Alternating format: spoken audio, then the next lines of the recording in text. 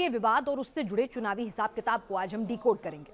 कर्नाटक में पिछले 10 दिनों के अंदर स्कूल कॉलेज में मुस्लिम छात्राओं की हिजाब की मांग ने हवा पकड़ी।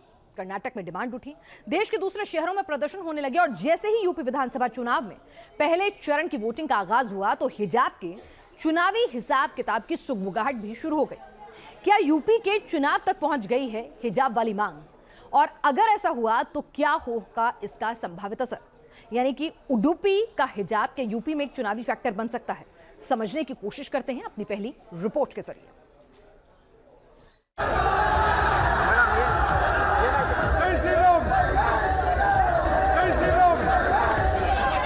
मैं क्या पहनता हूं, मेरी बेटी क्या पहनती है, मेरी बीवी क्या पहनती है, उससे आपको क्या मतलब? आपको कुछ नहीं पहनना, मत पहनो, मेरे को क्या करना है?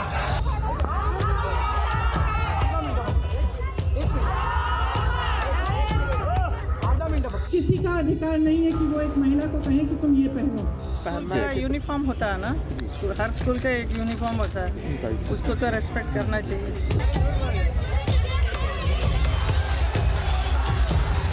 देश में कोई कंट्रोवर्सी नहीं है, कंट्रोवर्सी क्रिएट की गई है।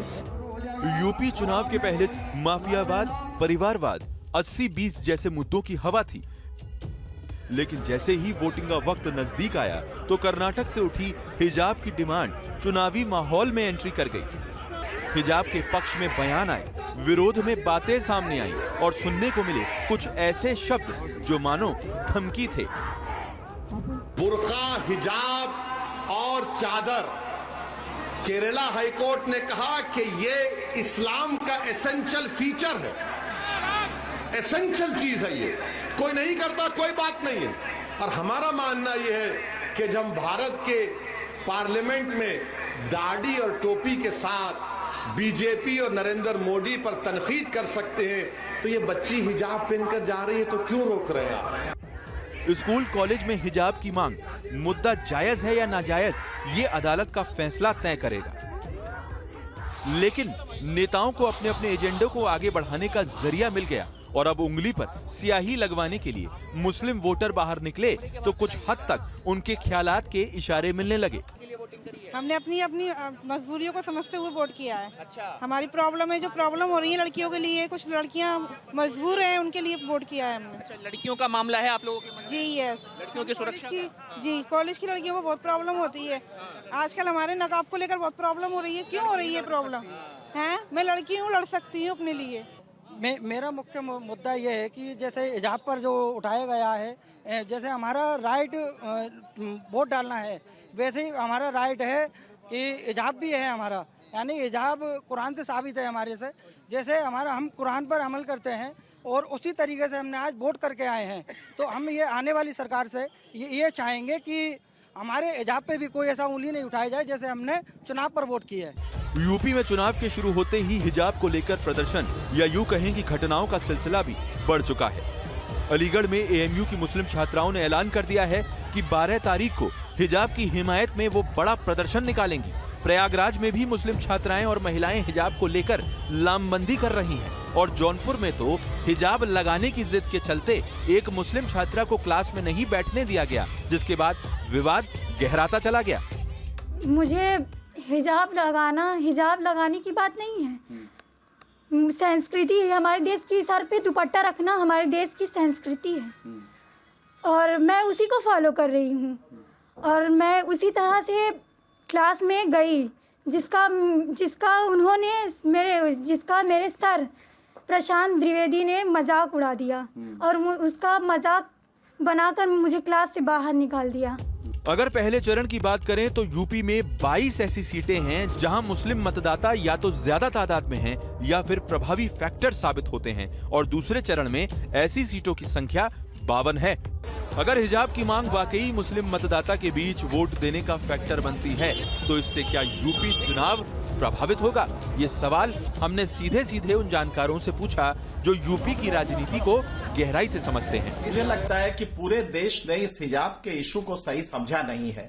दरअसल ये मुस्लिम महिलाओं के लिबरेशन का इशू है। उनको एक बेमतलब के हिजाब के उससे हटाने का आता है। ये लिबरल अप्रोच था। ये मेरे ख्याल से आधुनिक वर्ल्ड में तमाम कंट्री है, मुस्लिम कंट्री जो डिक्लेयर्ड मुस्लिम कंट्री है वहां पे हिजाब नहीं है। सऊदी अरब में नहीं है कंपल्सरी। यूपी विधानसभा चुनाव में हिजाब मुद्दा बन सकता है। ये इसलिए भी माना जा रहा है क्योंकि हिजाब को लेकर मुस्लिम समुदाय के बीच बातें बनने लगी हैं और हो सकता है यही बातें आगे जाकर वोटर के मन की बात साबित हो जाएं। हिजाब के मुद्दे को लेकर पूरे देश में जिस तरह से बहस छिड़ी हुई है उस पूरे मुद्दे पर बात करने के लिए हम प्रयागराज के करेली इलाके में एक परिवार के साथ हैं। कुछ लोग हैं हमारे साथ, कुछ स्टूडेंट्स भी हैं, उनसे बात करेंगे। कुछ गर्ल्स स्टूडेंट भी हैं। सबसे पहले आपसे बात करेंगे आफरीन, आप जेएनयू में स्टूडेंट हैं, जेएनयू के स्टूडेंट हैं, तो इस पूरे मुद्दे को, ये जो पूरा विवाद है, इसको किस तरह से देख रही हैं आप?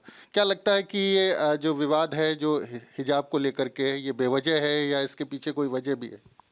ये इशू जो है ये सिंपल रिलीजियस फ्रीडम जो है मुस्लिम्स की, उसको कर्टेल करने का एक अटेम्प्ट है।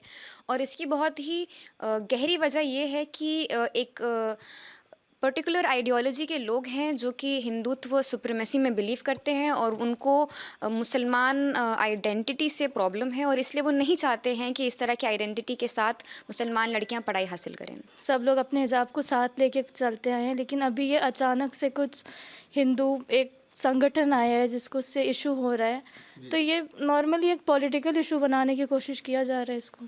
रिलीजियस आइडेंटिटी ज़रूरी है पढ़ाई में भी, आप भी ये मानते हैं? रिलीजियस आइडेंटिटी पढ़ाई के लिए हम सब लोग पढ़ना चाहते हैं। वो मैटर नहीं करता है आप किस आइडियोलॉजी के हैं, ये मैटर नहीं करता कि आप किस बैकग्राउंड से आ रहे हैं। एक गरीब बच्चा भी पढ़ना चाहता है, एक मुसलमान भी पढ़ना चाहता है, एक हिंदू भी पढ़ना चाहता है, तो सब मिलकर पढ़ना चाहते हैं। तो इसमें आइडियोलॉजी आ कहाँ से रही ये नहीं समझ में आ रहा। अगर वाकई ये जज्बात वोटिंग पैटर्न में तब्दील हुए तो इससे किसका नफा या किसका नुकसान हो सकता है, ये समझना भी जरूरी है। लिहाजा ये हिजाब का मामला उल्टा हो गया। मुस्लिम लड़कियां क्यों ऐतराज कर रही है? वो तो लिबरेट हो रही है। आप सोचिए, उनके बगल में हिंदू लड़कियां खुले आम चलती है, खुले मुंह चलती है, तो ये तो उनको भी आजादी मिलनी चाहिए। तो बजाय इसके कि इसको लड़कियां सपोर्ट करें, इसकी जगह लड़कियां सपोर्ट करें, पूरे मुस्लिम वर्ल्ड में सपोर्ट मिले इसको। जैसे 3 तलाक को लड़कियों ने सपोर्ट किया था, उसी तरह इसको भी करना चाहिए।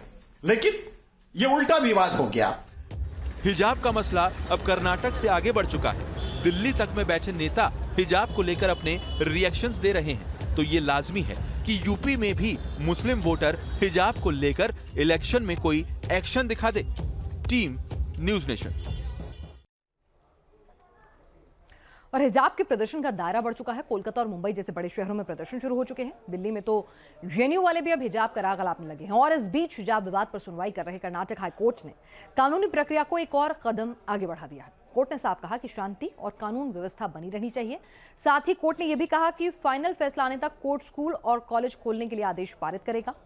कोर्ट ने छात्रों के लिए यह भी कह दिया कि जब तक मामले का फैसला नहीं आता तब तक शिक्षण संस्थानों में मजहबी प्रतीक, फिर चाहे वो भगवा पटका हो, दुपट्टा हो या फिर हिजाब हो, ये पहनने की जिद कोई भी छात्र ना करे। इस मामले की अगली सुनवाई अब सोमवार को होनी है।